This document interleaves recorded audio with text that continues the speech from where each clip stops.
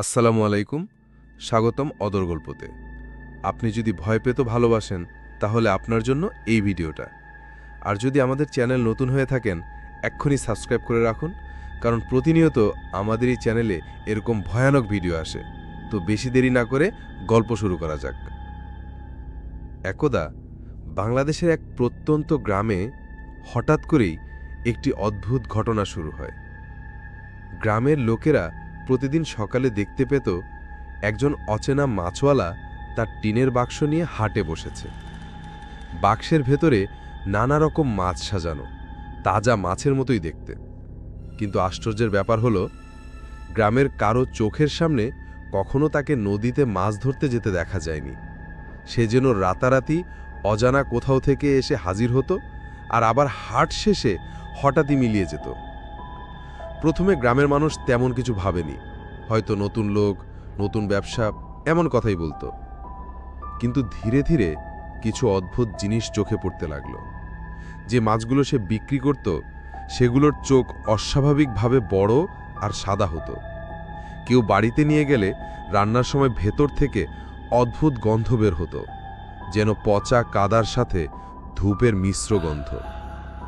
অনেকেই বলতো রান্না করার সময় মনে হতো কেউ পেছনে দাঁড়িয়ে নিঃশ্বাস ফেলছে।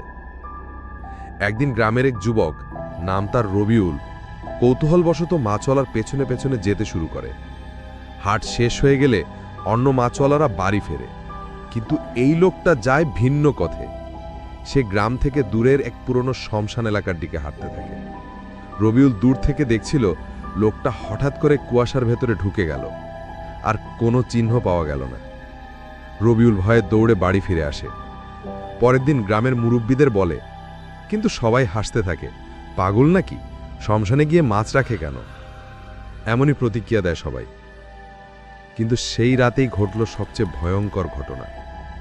যেসব ভারী মাছওয়ালার কাছ থেকে মাছ কিনেছিল তাদের ঘরে রাতের বেলা অদ্ভুত শব্দ হতে লাগল।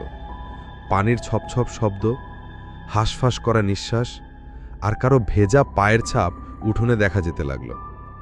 অনেকেই ভোরে দেখে তাদের রান্নাঘরে রাখা মাছ নেই, কিন্তু মাটিতে রক্তের দাগ। এক পরিবারের ছোট ছেলে মাঝরাতে চিৎকার করতে করতে মরে গেল। তার মুখ নীলচে হয়ে গিয়েছিল, আর ঠোঁটের কোণ দিয়ে পানি গড়িয়ে পড়ছিল। মৃত্যুর আগে সে বলেছিল, মাছটা কথা বলছে, ও আমাকে ডেকে নিচ্ছে পানির নিচে। এরপর গ্রামের মানুষ আতঙ্কিত হয়ে যায়। সবাই একজোট হয়ে ঠিক করে মাছওয়ালাকে ধরতেই হবে। একদল সাহসী যুবক রাতে ওত পেতে থাকে। হাট শেষে যখন মাছওয়ালা শ্মশানের দিকে যায়, তারা লাঠি সোঁটা নিয়ে তার পেছনে ছুটে যায়। কিন্তু কাছে যেতেই হঠাৎ তাদের পায়ের নিচে কাদা নয়, বরং ঠান্ডা জল। চারপাশে ঘন কুয়াশা, আর সেই কুয়াশার ভেতর থেকে ভেসে আসে ভয়ঙ্কর এক গলা, তোমরা কেন আমার খাবার ছিনিয়ে নিচ্ছ? তারা দেখতে পায় মাছওয়ালার শরীর বদলে যাচ্ছে। তার চোখ সাদা, মুখ লম্বা হয়ে গেছে, দাঁত বেরিয়ে পড়ছে, শরীর থেকে পানি ঝরছে, যেন সে কোনো ডুবে যাওয়া মানুষের লাশ। বাক্সের ভেতরে সব মাছ একসাথে নড়তে শুরু করে, তাদের চোখগুলো জ্বলজ্বল করছে। যুবকরা পালানোর চেষ্টা করে, কিন্তু চারপাশে যেন অদৃশ্য নদীর পানি জমে গেছে। তাদের পা কাদায় ডুবে যাচ্ছে, আর দূরে দেখা যাচ্ছে শ্মশানের পুরনো চিতা।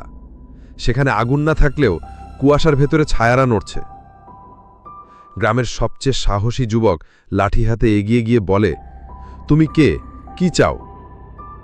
সেই ভয়ঙ্কর সত্তা ফিসফিস করে বলে, আমি এ গ্রামেরই এক সময়ের জেলে ছিলাম। গ্রামের মানুষ এক রাতে আমাকে লুটে নদীতে ফেলে দিয়েছিল।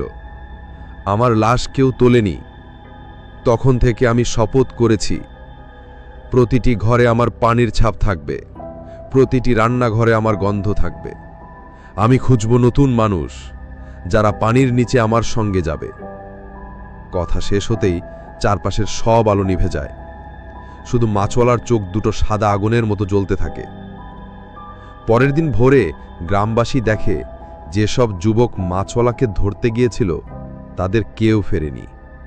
শুধু শ্মশানের কাদার ভেতরে কিছু মাছ পড়ে আছে, যেন জীবিত, কিন্তু চোখে মানুষের ছায়া। তারপর থেকে সেই গ্রামে কেউ অচেনা মাছওয়ালার কাছ থেকে মাছ কেনে না, হাটে মাঝে মাঝে এখনও দেখা যায়। দূরে দাঁড়িয়ে একজন ভেজা মানুষ টিনের বাক্স হাতে বসে আছে। কাছে গেলে কুয়াশার মধ্যে মিলিয়ে যায়। কেউ বলে, যদি তার মাছের দিকে বেশিক্ষণ তাকাও তাহলে চোখের ভেতরে তার প্রতিফলন দেখতে পাবে, যেন ডুবে যাওয়া শত মানুষের মুখ। এখনও রাতে নদীর ধারে হাঁটলে অনেকেই বলে, শুনতে পাচ্ছ, কারো ভেজা পায়ের ছপ ছপ শব্দ আসছে। গল্পটা যদি আপনার ভালো লাগে, লাইক, কমেন্ট এবং শেয়ার করতে ভুলবেন না।